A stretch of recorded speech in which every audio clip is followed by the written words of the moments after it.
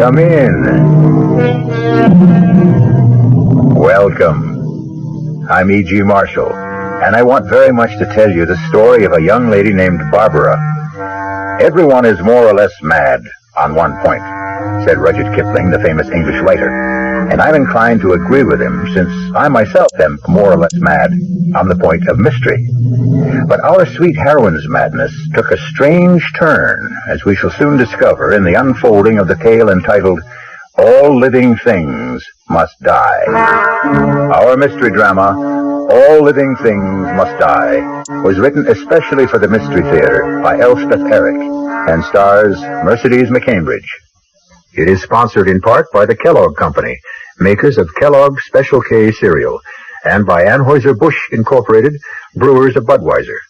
I'll be back shortly with Act One. Now begins our story of the lightly demented Barbara, a lovely lady of 31 or 2, even 4 or 5. But as we now discover her in the living room of her suburban home, she could be younger than springtime. She could be spring itself. I love you. I love you all.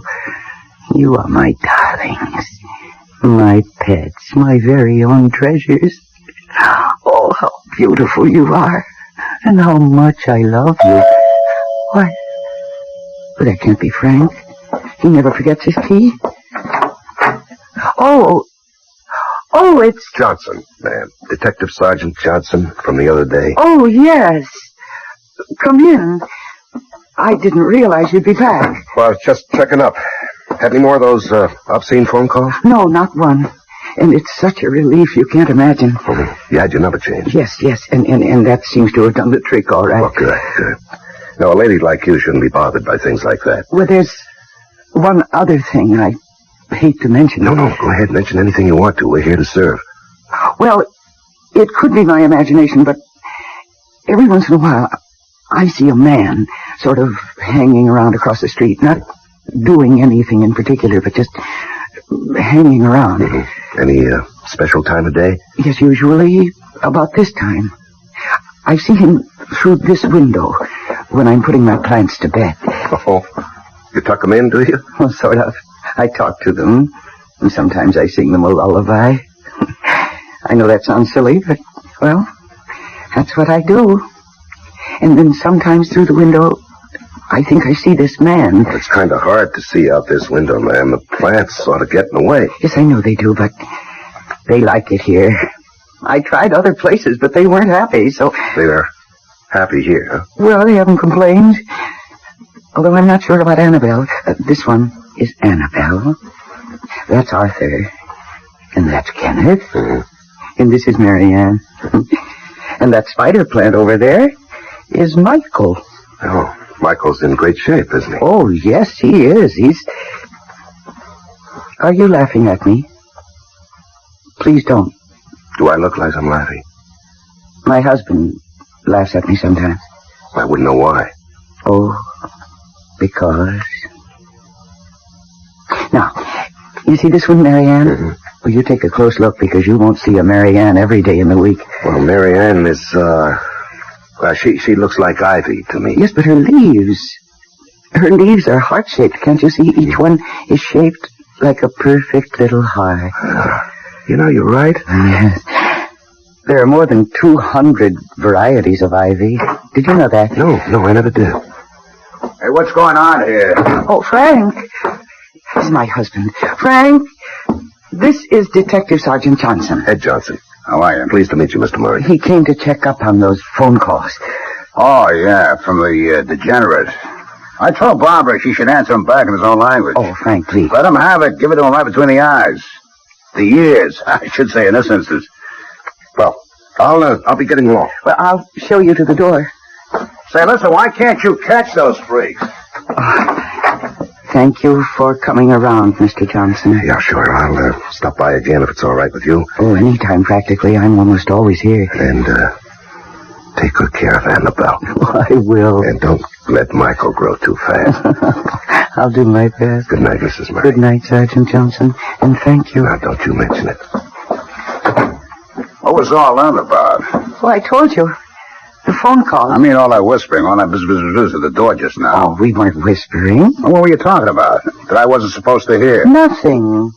He just said, I don't know, something about the plants, that's all. What does he know about plants? Well, nothing much. When he was here the first time, and just now before you came in, I told him about them. He knows that I talked to them and that they have names. He was just being friendly, Frank. That's being friendly? Dropping in all the time when I'm not here? Only twice. This was only the second time. He's a kook like you. Freaked out over a bunch of plants. He was only expressing an interest. What's interesting about a bunch of plants with no flowers? Look at them. They take up the whole window. You got them strung all over the place, up to the ceiling, hanging down. They're vines, Frank. There's silver lace and philodendron and ivy. Oh, whatever they are, they're dumb. Plain dumb. I wouldn't object to a nice pot of tulips, something like that, sitting on a table. Like a nice spot of color or a hyacinth. They smell good. But, these things... Don't hurt them, don't. I got no use for them at all. Get rid of them, why not? No, never. You can't make me. Oh, boy, you sure cry easy. What did I say was so terrible? You said get rid of them. Well, all right. Forget I mentioned this. What's for dinner?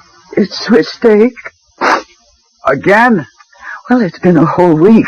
Well, get it on the table, because I got to get out of here early. You mean you're going out? I got a date to go bowling. Tonight? Well, certainly tonight. What do you think, next year? But you were out last night, and the night before. And I may go out tomorrow night, the night after that, so what? Frank, I get so lonely. Well, read a book, watch TV, listen to the radio. But almost every night and all day. Well, all right, talk to your plants. That's what you got them for, is it? Have a nice little conversation with Michael and Mary Louise and Archibald, whatever you call them. Never mind. Just never mind. Well, look, I'm going to take a quick shower and then we'll leave. 10 minutes on the outside, okay? Okay. Oh, Arthur. Annabelle. Tell me that you love me. Marianne, do you love me? Michael. Kenneth. Oh, somebody love me. Please. Somebody love me or I'll die.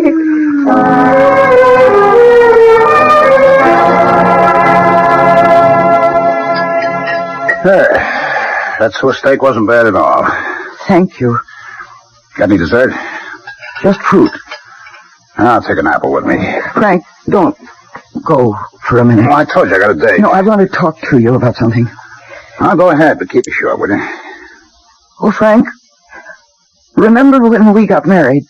Well, how could I forget with you to remind me? Well, you said then that you didn't want to have any children right away. I don't believe in rushing into things like that. Frank, that was 10 years ago. Yeah, I know. But isn't it different now? Well, not necessarily.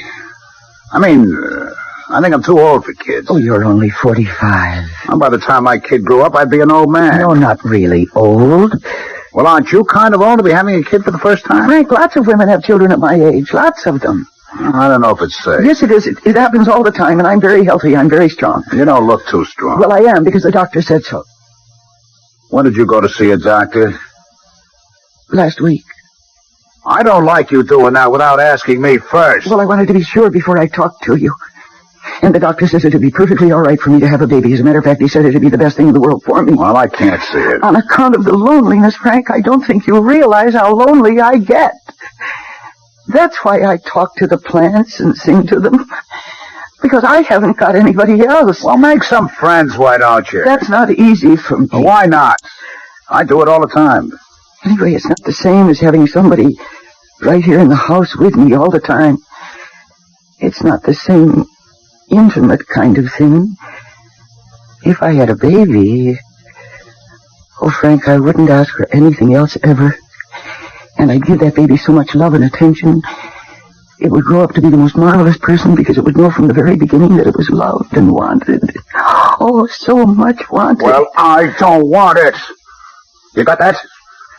A kid is the last thing in the world I want. Please. No. I live in this house, too, you know. I don't want a kid running around, messing up everything, making a lot of noise, getting in the way all the time. No, it wouldn't be like that. Oh, yes, it would. No. No, I won't have a kid messing up my life, and that's final, so forget it, huh? Huh? You hear me? Forget it. Put it out of your mind. Okay? Huh? Well, I gotta get going. Guys are waiting for me at the bowling. Frank. All right, now what? No, I won't keep you a minute. I haven't got a minute. Please, less than a minute. Well, okay, spill it. When I was at the supermarket this morning, there was this dog. A dog. Oh, boy. Really, a very pretty dog, and so sweet. And he was just wandering around. Nobody knew who he belonged to, or if he belonged to anybody. He's just a stray, as far as anybody knows. No dog. He has this cute little tail that curls up right over his back, and great ears that stand up straight and then flop over. And he's mostly black with a kind of white face. Barbara, we've been through all this. I will not have a dog in my house. Now, that is how it is, and I don't want to talk about it now or never. You understand that? Yes. I gotta go. Frank? I said I gotta go. Just one more thing. There's this man hanging around outside. What man? Hanging around where? I was telling Detective Johnson about it. This man sort of hangs around across the street. And I thought, if he's a prowler or a dangerous kind of person, well, a dog would be protection for me, see, when I'm alone. What makes you think this guy is dangerous? I don't know that he is, but every night now when I'm watering the plants just before you come home, I can see him through the window, just sort of standing there and looking around. This window? Yes. He looks kind of shifty, Frank. And if I had a dog, I'd feel safe. I can't see it. He's right across the street. I can't see on account of these dumb plants. Don't hurt them. Why do you have to grow them so damn Well, long? just part them very carefully. Here, let me. Oh, no, I can do it. I can do it. Can you see that man? I see him. Barbara, you're a nut, you know that? Why am I?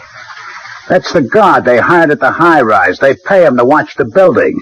Of course he's here every night. That's what he's paid for. I didn't know that. Are you trying to con me into letting you have a dog for protection? But it won't work, Barbara. The answer's still the same. No dog, no baby. Just be happy with these dumb plants. They're bad enough.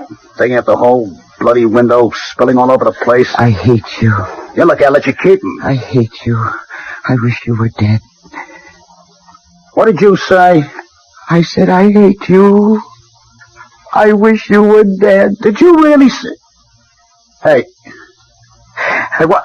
Hey, what's this? The bloody plants are on my neck. Oh. Hey, Barbara, they're all around me. They're choking me. I can't get them off. Hey, Barbara, they're too strong. Barbara, don't stand there. Get them off. No. Give the scissors. Barbara, the scissors. I hate you. I hate you. I want you dead.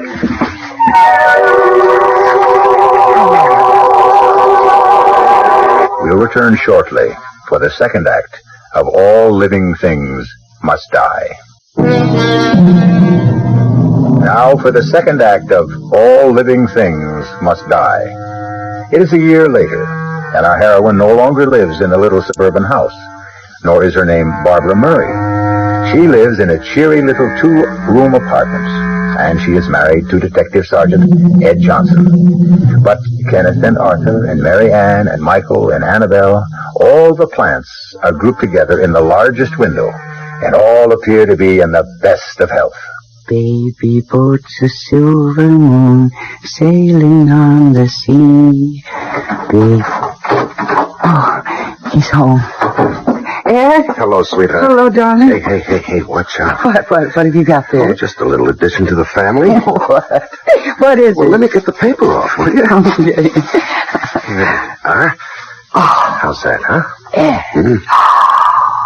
Oh, it's beautiful. You know what it's called? Yes, to you. Sure, Purple Passion Play. Oh, that's right. Yeah. I thought it was very appropriate for two people who've been married a month. Oh, it is, Ed.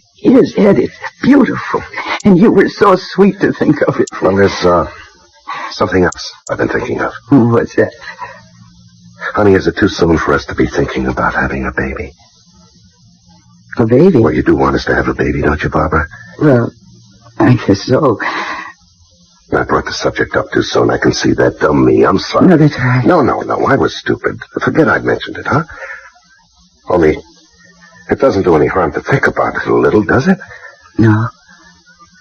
I guess it doesn't do any harm to think about it.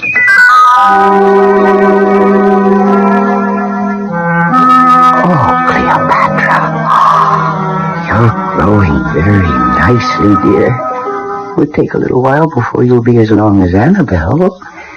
And you'll probably never be as long as Michael. But then very few plants are. But you're so healthy and strong. And I love your purple leaves. You're very beautiful, my darling. Yes, you are. Oh, he's home. Darling? Darling, you're home. Yep, I'm home. Hey, look what I brought with me. Why? Oh, no, it's a dog. Huh?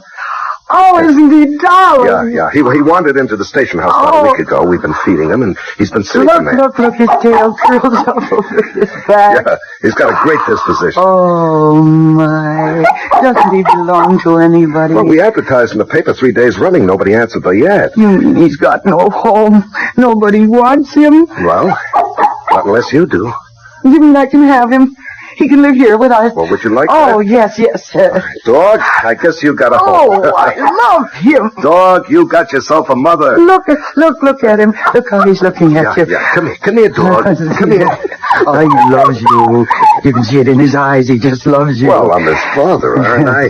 Hey, dog, do you love your father? Of course he loves you. How could he help but love you? How could anybody help but love you?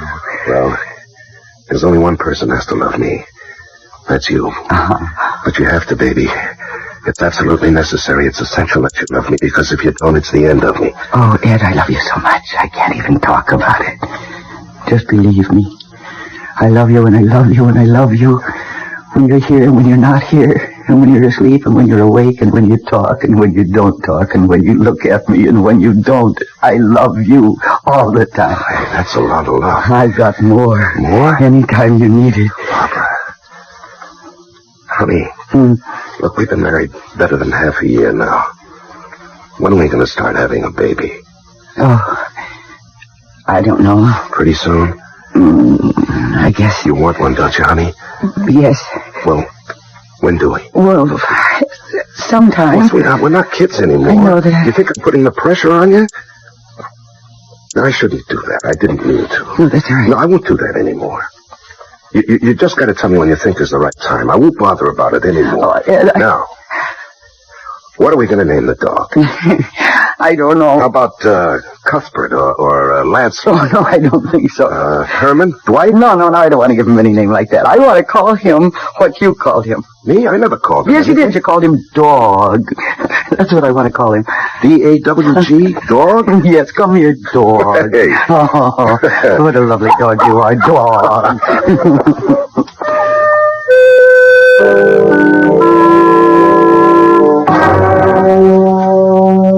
Hi, darling. Hello, love. How do you feel? I feel marvelous. Well, you look marvelous. How's the family? Well, I've been giving Annabelle a little too much water, but everybody else is fine. Oh, I brought you a present. A first anniversary present. Well, I have one for you, too. Here. That's an engagement ring. You never had one. Oh, Ed, this is lovely. Do you like it? Oh, yes, I love it. Almost as much as I love you, and Dog, and Annabelle, and Kevin. Hey, watch it. And I got you a ring, too. A what? Yes, a wedding ring, because you never had one. Oh, hey, Yeah. that's nice. That's real nice. Is it okay for a man to wear this? It just shows everybody that you're married. Well, everybody knows I'm married. Does everybody really know you're married? Well, I talk about it all the time. Do you really? Do you Sure. talk about it? Well, I'm married to you, so naturally it's you I talk about. I bet you bore everybody to tears. Yeah, I bet I do. Of course, there always comes a time when they break in and say, any kids? You got any kids? Yes, I suppose they do say that. And, of course, I say no, and they say, well, why not? And I don't know what to say. Ed, I'm so sorry. Honey, why not? You have to tell me. Well, it's a feeling that I have. Well, don't you want to, baby? I always thought you were the kind of woman who'd want a family. It's hard to explain. Well, you've got to try. Okay, I'll try. Only yet I don't think you're going to like what I'm going to tell you. Anything. I want to hear anything you have to tell me. Well, I have to go back to the night that Frank died. Frank? Yeah. What's Frank got to do with it? I'm going to tell you if you listen. Yeah, I'm listening. Go ahead. Well, you remember when I called you that night and I told you that Frank was dead? You remember that? Yeah, sure. Of course I And you came over with the others and you asked me how it happened. Yeah? And I said I didn't know. I said that Frank was going to go out bowling and he must have been in a hurry. And the room was dark. And he must have stumbled into the plants and got tangled up in them and he couldn't get out. Yeah, but he was strangled by the plants, baby. It was a freak accident. No, that isn't what happened at all. Honey, are you trying to tell me... I don't know, are you trying to tell me that you pushed him or something? That you wrapped the plants around his neck? I didn't. All right, now, wait a minute. Maybe you better tell it to me from the beginning. Well, you remember Frank came home that day while you were still here. And then you left. And he told me to hurry up with dinner because he was going out. And I got upset. I told him I get so lonely here. Lonely every night. Almost every day. Read a book, watch TV, listen to the radio, talk to your plants. That's what you got them for, isn't it? So after dinner, I said I wanted to talk to him about having a baby. A kid is the last thing in the world I want. And I think maybe it was then that I got the idea. What idea? It just seemed awfully important to me to get Frank over by the window where the plants were hanging. So I told him that there'd been a man hanging around outside across the street. What man? Hanging around where? And he started walking toward the window. And I started feeling this awful, wild excitement. The nearer he got to the window, the nearer he got to the plants. And then I said it. Said what, honey? I hate you. I said, I hate you. At first, Frank didn't hear me. Or maybe he didn't believe his ears, but I said it again. I hate you. And then I said, I wish you were dead. He heard me say that. Then what happened? He started to look angry, and he made a little move toward me, and it was then, when he started to move, that the plants moved. They moved faster than anyone would think plants could move, and they wound themselves around his neck, around and around, and tighter and tighter. And Frank began to choke. Barbara, they're all around my neck. They're choking me. Oh, no. I can't get them off. Don't stand there. Get them off. Get the scissors. No. Barbara, the scissors. Because there were scissors there, on the windowsill. And Frank couldn't reach them because the plants were holding him so tight and tighter all the time. And I knew the scissors were there. I kept them there all the time, just the way I do now, to cut off the dead leaves and things. But I didn't move. I just stood there, repeating those awful words. I hate you. I hate you. I wish you were dead. Barbara. No. Barbara. Oh. I watched his face turn purple and then blue. And then he dropped to the floor. And I watched him drop. And I looked at him. But all I said was, dead. Oh, darling. I listened to the plants for a while. They seemed to be telling me, see how we love you. See, we'll do anything you ask. We are your true loves. We've killed for you. Now you know how much we love you. And then I went to the phone and called you. Darling, you had a bad dream, that's all. No, it wasn't a dream. I made the plants do what they did, don't you see? I said I wanted Frank dead, and they heard me. Or they felt what I was feeling, or they sensed it or something. And because they love me, and because they know that I'd never kill anybody, of course they went ahead and did it for me. Sweetheart, even if what you say is true, if it could be It true, is you true. never laid a finger on But Frank. I'm an accessory, don't you see? I wanted someone to kill Frank. Not me, but someone. And the plants knew it, and they killed him for me. Do you think anybody's going to believe you, sweetheart? Ed, do you believe me? Honey, is this why you don't want to have a baby? Oh, I want to, but But what? that's how it all started. Me asking Frank if I could have a baby. Why don't you try asking me? You know what kind of an answer you'll get, don't you? Go ahead. Ask me. Ed, is it all right? Is it?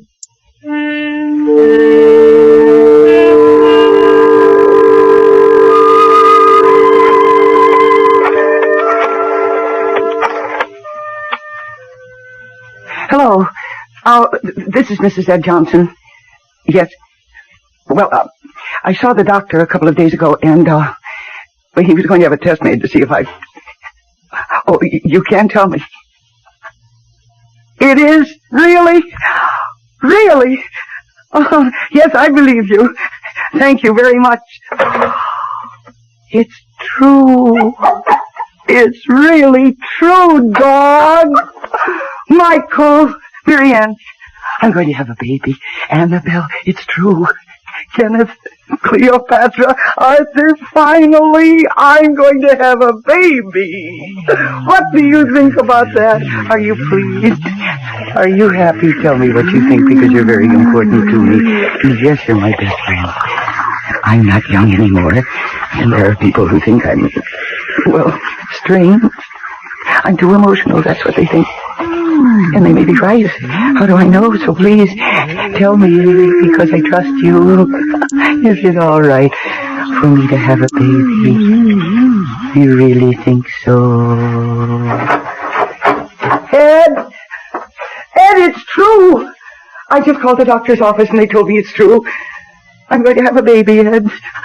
Tell me, is it really all right? We'll be back shortly with Act 3. We're still in the little two-room apartment, and the plants still hang in the window, but everything else is different, for it is precisely 8 months since we last heard her voice.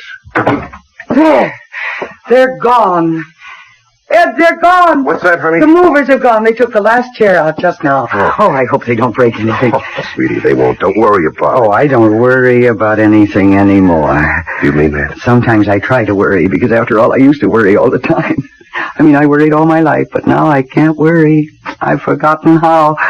It's being pregnant. Well, maybe I ought to try it. Oh, I'm so sorry for you, you know that. How come? Being a man, you can't ever be happy the way I'm happy. I've got my own way. I feel so complete, So fulfilled. I guess so.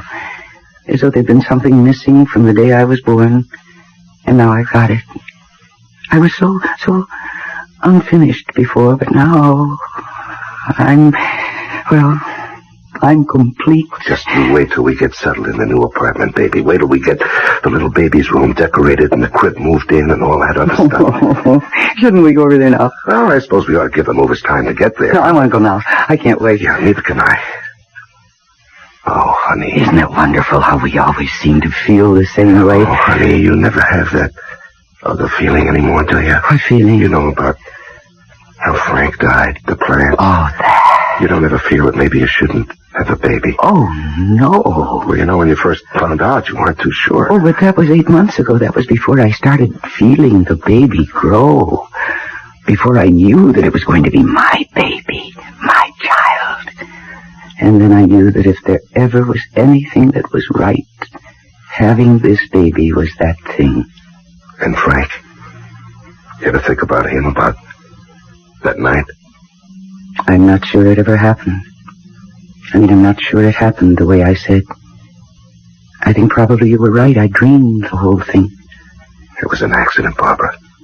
Frank and the plants, it was a freak accident. I guess so. Now, come on, let's go over to the new apartment. Movers ought to be almost there. Yeah, okay, I'll take the plants down. Oh, no, I want to do that. No, honey, no.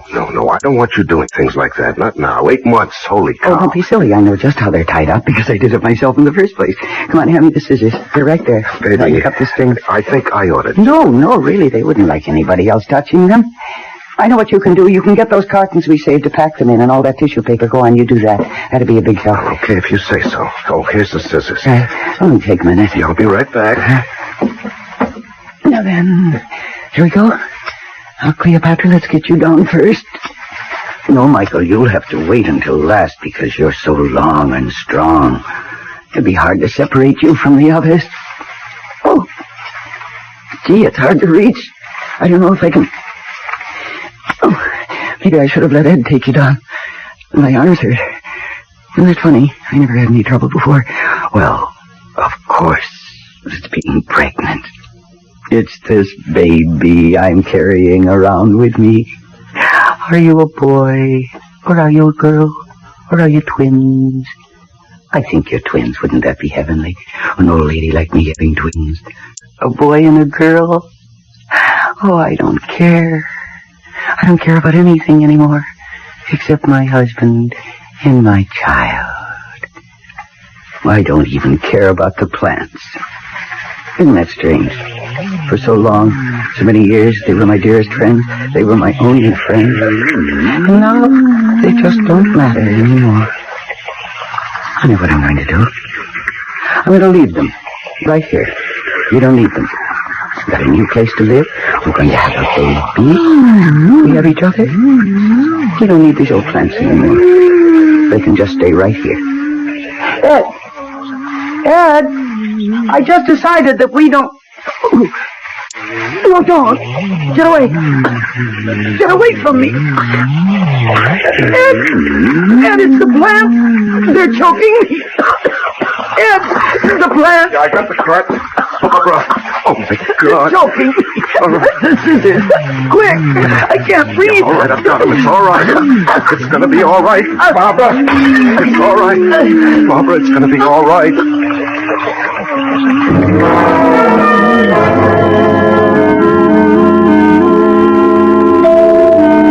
Barbara, are you all right? What'd the doctor say? He says I'm all right. I can go home. Did you tell him? How could I tell him? I made up something. I said I got tangled up in the clothesline. That was the first thing that came into my head. Anyhow, he didn't ask me many questions because he could see that I wasn't really hurt. I was just scared. Oh, you sure had me scared. Well, they didn't hurt me much, really, the plants. Well, why should they hurt you at all? You love those plants. Ed, while I was taking them down, it was harder than I thought it would be, and my arms got tired. Well, I told you to let me do it. And I stopped for a minute, and then I thought, why am I bothering with these plants? Taking them down and carting them to the new place and then putting them up all over again. So I thought, I'm not going to do that. I'm just going to leave them. I'm happy. I've got everything I want. I don't need them. I even think I said that out loud. And they heard me. Now, Barbara. But it wouldn't have made any difference. They didn't have to hear me say it out loud. Because they knew what I was thinking. Honey. No, you see, you can't live that close to somebody for so long and so close without knowing what she's thinking. And they knew that I was going to go off and leave them. After all our years together, I was going to abandon them. I didn't care anymore what happened to them.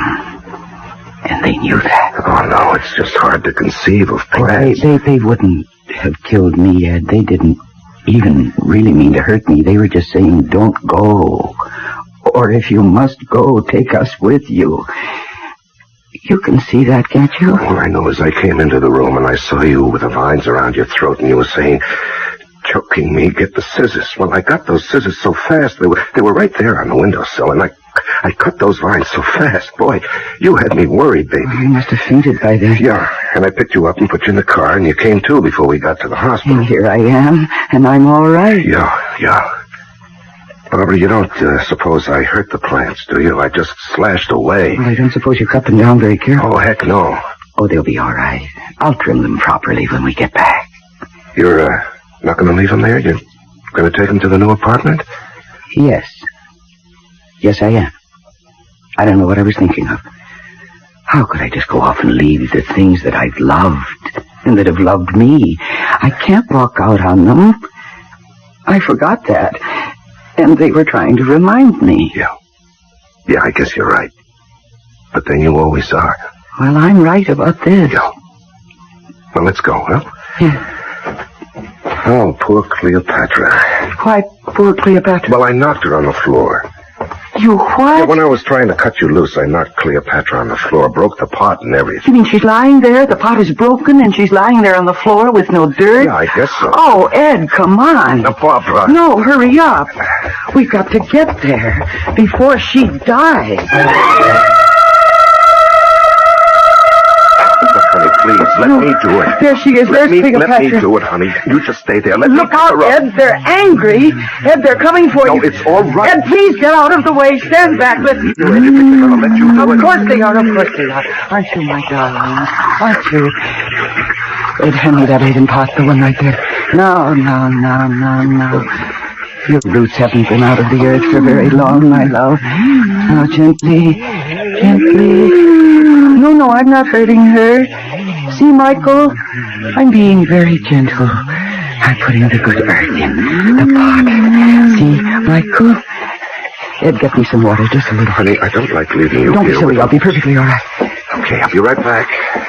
Now, you see, Michael? I'm scooping up every last bit of the nice brown earth, and I'm sifting it through my fingers. See?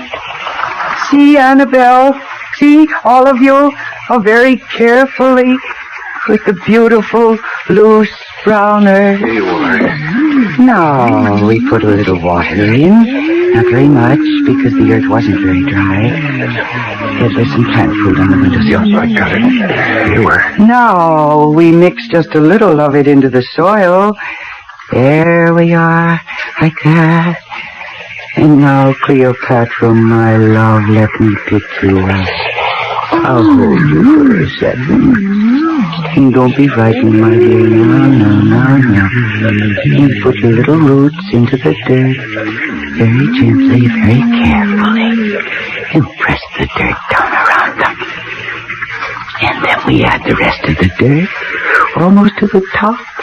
And we press it down. Not too hard, just enough to make you feel safe.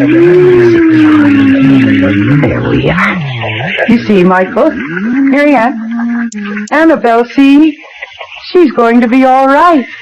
You think she really will, bro? Oh, yes. Yes, I'm going to set her here on the windowsill and let the sun pour all over her. Well, shouldn't you start taking down the other plants? No, not yet.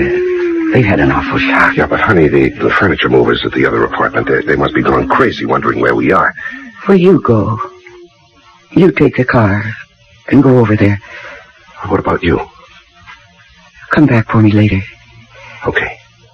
Like, in an hour? Well, make it a couple of hours. Okay, baby.